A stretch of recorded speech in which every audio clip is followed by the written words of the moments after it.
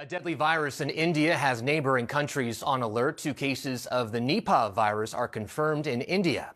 Nearly 200 people are in quarantine. Authorities in Thailand, Singapore, Hong Kong, and Malaysia have stepped up airport screening as a precaution. The CDC says it is monitoring the situation.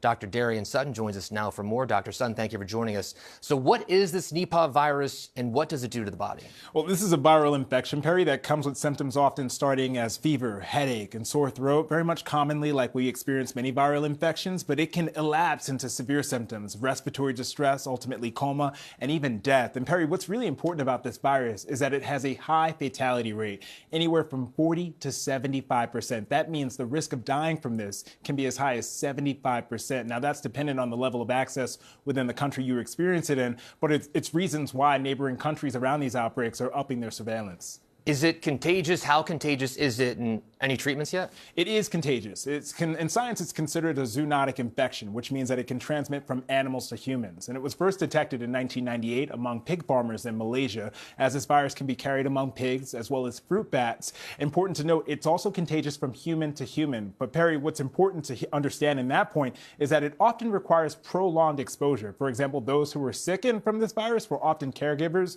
of those who were already sick. And really important here, it's not airborne. That's a really important factor here when you're trying to understand the risk of pandemic potential. Yeah, I think a lot of us still have the PTSD from COVID. I mean, talking about airborne viruses. Yeah. How concerned should people be here in the U.S.? I think that you should hold concern, but there's no reason to panic. So when we understand this virus, there are no vaccines for it. There's no targeted treatment, which is why we make sure that we understand where this virus is, isolate it, and make sure we quarantine those who are infected. But in terms of pandemic potential, public health officials look for three main qualities: whether or not a virus or a bacteria moves quickly, quietly, and widely.